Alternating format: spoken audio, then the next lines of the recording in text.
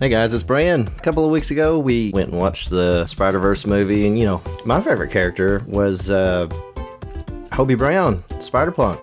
And when I got home, I was like, man, it'd be cool if I sculpted this thing. So I started a sculpt of Spiderpunk. It was hard for me to get references. I couldn't find like a really nice movie version full body reference that showed me everything that I wanted to use in it, but I did find an Amazon listing for this action figure. So that's what I'm using for the reference in the background. I thought it would be really cool to just knock it out in a weekend, do it real quick, because I mean, it doesn't look too difficult to sculpt a spider character, but time kind of got away from me and had to go back to work, and tired when you get home, don't work on it. So over the course of like 3 weeks, I worked on it like a couple hours on the weekend, but I've finally got it finished, and that's what we're looking at here. But yeah, the toy reference that I was using was super handy. It had this little hand up on the side that made it really easy to do the hand, and it was standing front facing, so really easy to use. Blocking out was the normal block out where you just take the shapes and you put them in there.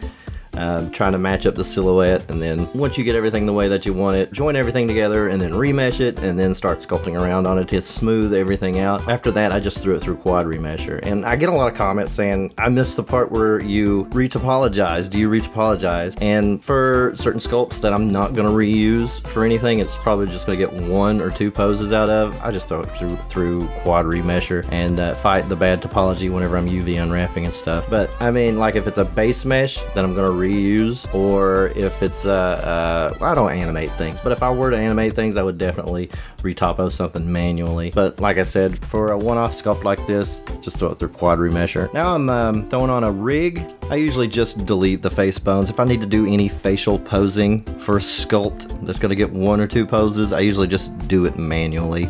I know that in the tutorial that I did a couple months ago, I did show how to do face rigging and face posing and stuff like that, but that was just because I couldn't find any tutorials that were pretty specific on bone placement when I was wanting to learn how to do it. That's the only reason why I included it in there. But if you're going to do a sculpt and you don't need to reuse it over and over, I would just delete all the face bones and rig it without that. Just do manual face sculpting to get to the face pose that you want. But anyways, after the rigging is done and the automatic weights have automatically weighted, we can start working on like the big accessories. To do all the major clothes, it's just duplicating the base mesh and then deleting the parts that you don't want. If you don't need it to be skin tight, you can grab your move brush and just kind of pull it off of the clothes. Just pull it off the body and sculpt it into place. A little bit of solidify modifier to give it some thickness, and just sculpt around on it. And if you got layered clothes like I do here with his shirt, his vest, and then the lapel is another layer, just keep duplicating pieces from the base mesh, and if you need one piece to be on top of the other one, you could either make your solidify on the new piece even thicker, but it's probably better to Alt-S to scale it along normals to make it just scale outwards, and then sculpt it into place to make it sit the way that you want it to. Now, Spiderpunk's shirt has like holes in them, so his shirt is like tattered and stuff, and in order for me to make these holes, I went into edit mode and selected like a single vert where I wanted a hole to be at. If you choose a vert and hit Control-Shift-B, it will bevel just that one vert and create like a star shape. And you can roll your mouse wheel up and down if you need more verts to come around it. But anyways, I would bevel the vert and then delete the center vert, and that would create a hole. And then you can take the surrounding verts that come from it and you can shape it into the hole that you want. And I know that this creates n-gons, an ugly topology. But the thing is in a sculpt where you're gonna have a single pose, you know, you're not gonna move it around a lot or anything like that. Does it really matter? Because what's really gonna matter is what your image looks like final at the end. So really, you shouldn't have to worry about topology. If you get in a spot where you're like, oops, I gotta use a triangle or an n-gon, it's no big deal. The topology police isn't gonna come after you. So we got some accessories going on here, and it's about this time in a sculpt. It's the same with every sculpt. I get thinking in my head, is this really working out?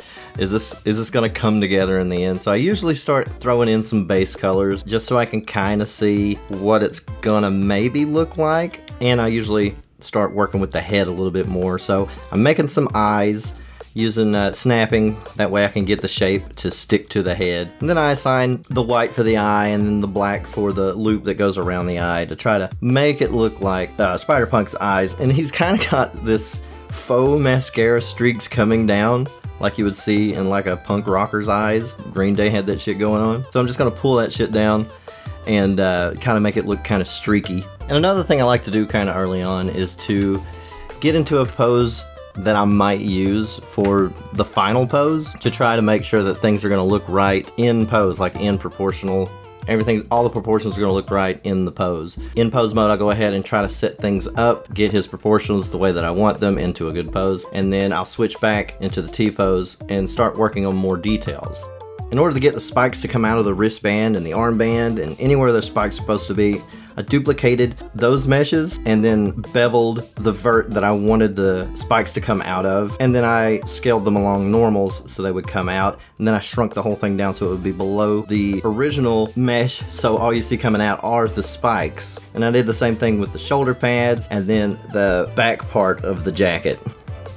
So now we're going to get into some materials, and from the get-go I had a feeling that just because of the way that this character is that the materials and the texture painting is going to be what actually brings this character together. So I drop in an image node in the material and I start sketching out a bunch of white lines for the spider mask, because that's kind of how it looks. It looks super messy in the movie and on the toy. Just a bunch of scratchy, sketchy lines. It's meant to look really loose and not at all super serious. And the same thing with these super scribbly lines that go up his arms. Those were the main things that I wanted to make sure that I got. And then after that, I took just solid black and started putting in some sketch lines and some comic lines, I guess you would call them. So I did that with a shirt. I put like a fake shadow underneath his chest, and then just kind of went to town outlining things. For the boots, instead of actually modeling laces, I put a plane around the front and then made it transparent and just drew the blue in there for the shoelaces. You can see how they don't have any depth to them, but from far away they look like it's supposed to be that way. And instead of modeling the rhinestones, I just kind of scribbled them on with texture painting. Same thing with the zipper too.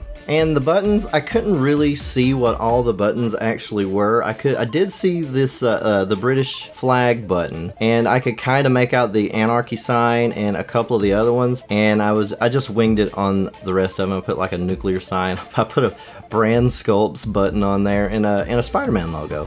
For his pants, I was looking for a plaid texture on BlenderKit, and as I was looking for it, I came across a halftone texture, and so I was playing with it for a little bit and ended up using it to mix in with my original colors and texture paint, and it ended up giving me this really cool effect that, I mean, I liked. It was like a comic book halftone, and I was trying to find a way to mix it in with the original textures that I've already got placed, and I mix it in with a mix shader and using ambient occlusion into a color ramp to use it as a mask. And so I just threw that all over the character. I went back and I got that plaid texture that I wanted to use for the pants, added them on there along with, you know, the halftone. It's starting to give it a look that I really like. So now the last accessory to model is the guitar. I've never modeled a guitar before, and I'm not great at hard surface stuff. To get this reference, I searched for a Les Paul guitar plans or blueprints. I can't remember. I did a couple searches, but I found this front and side view, and I'm pretty well just trying to match the shapes. It's a lot like the way that I block out a character. I'm just trying to match the shapes the best that I can, and, you know, taking some liberties where things look like it's just ridiculous to go that far. Like, you don't need to be, you know, one-to-one precise details on these things, because it's supposed to look comic booky anyways. If you treat it like a character, like you're blocking out a character, and you just get the major shapes right, then it's going to be good enough to sell the idea that this is a guitar. So yeah, it's pretty well like blocking out. I got one piece for the neck, I got another piece for the body of it, and then just little pieces for knobs and pickups, and then the guitar strings were just curves. So in order to get this thing to where I can move it around and pose it, I added in an empty, and I scaled it to around about the shape of the guitar. That way I would know that this empty goes with that guitar.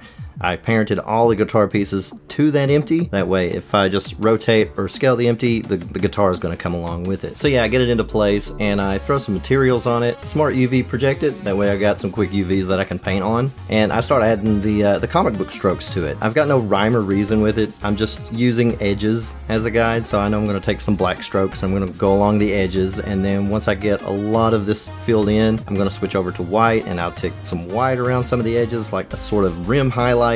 And if there's any wide open spaces, I just do some like hatch marks in there to kind of fill in the gaps and keep it from being so empty. And once all of the sketchiness is done, I go over to add again the decals or the stickers that's all over the guitar. I really couldn't find a good clear shot of the guitar from the movie that shows all of the stickers and stuff, so I was relying on that picture of the action figure from Amazon again.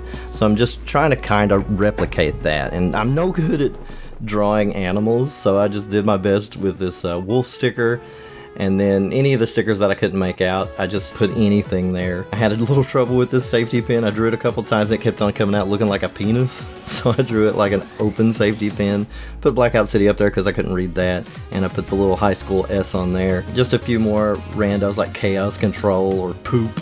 And I put a band-aid on there that kind of looks like a hot dog bun. And all that's left is putting the suspender straps and the strap on the guitar, since I didn't rig anything that way, since, you know, they're just curves, they're easy to just throw on there with any pose. And I know I sketched some things on the materials to make it look sketchy, but there's some stuff you can do with the freestyle lines to give you like procedural sketchiness, so you don't have to actually draw all of those things. So that's what I'm kind of playing with right here. I never could get it, you know, the way that I like it. Like, it's good because it's random, and that's what the sketchiness looks like. It looks random, but at the same time it's hard to control because you don't want sketch lines in certain places and, you know, blah blah blah blah blah. You want it to be random but not too random. And I did put out I did render like an animation, a spin around animation. I'll show you later. Like I said, it was harder to control. I wanted sketch lines concentrated in certain parts and not so concentrated in other parts, so I ended up rendering that out. And one thing that I noticed is this pose that I made wasn't very Spider-manly of a pose, so I did do another pose. I lost some of the footage, but you're kind of jumping in here from where I remembered to record. He's in a more of a Spider-Man pose. He's shooting a web and stuff, and he's kind of got his legs up because he's in the air or whatever. So what you're seeing is me refining the pose here, and it's no big deal that the footage was lost because it's just moving the control handles around in pose mode. So after the pose is done, I go into sculpt mode and pull out some of the clothes that may have didn't, you know, transform correctly and is clipping into the body and stuff. Doing a few final touches, shortening those fingers out and kind of pulling the elbows out and trying to make them a little bit sharper where the deformations didn't happen the way that I wanted them to. And here we are putting the straps back on the guitar and the suspenders. And for this pose, I ditched the freestyle lines. Instead, I brought it into Photoshop because for a single pose image, it seems like it's just easier for me to draw all of these outlines. So yeah, I'm finishing up here in Photoshop to add all of these extra lines and sketch lines to finish up the entire composition and stuff. But it can be done in Blender. You can get your sketch lines in Blender, and then I'd say if you did an inverted hole, you could get the big yellow outline around him and then have some sort of freestyle. I'm not really exactly sure how it works. I just know that I've got less freedom over the chaos when I use it procedurally, and this pretty well wraps it up. So here's the final image, and I've also rendered out some turntables so you can see all the way around the character. Here's the first and the second pose. If you want to do your own renders or, you know, experiment with a freestyle or change the pose or anything like that, I've got it all up on my Gumroad for free. There's going to be 3 files, one for each pose, and then a T-pose that you can play around with and pose, or I don't know, if you can get it to be animated, you can animate it. I had a lot of fun with this one, tried a few different things, and I'm really digging this half-tone material. It's pretty cool. If you want a more in-depth series of videos on how to sculpt characters, I've got a playlist in the description where we go through sculpting Zelda from start to finish. It's a pretty long series. We did that earlier this year. And yeah, go check out Into the Spider-Verse. It's a pretty cool movie. I remember at the end of the movie, it said "to be continued," and my son yells out really loud, "Well, that sucks." Alright, I'll see y'all next time. Bye.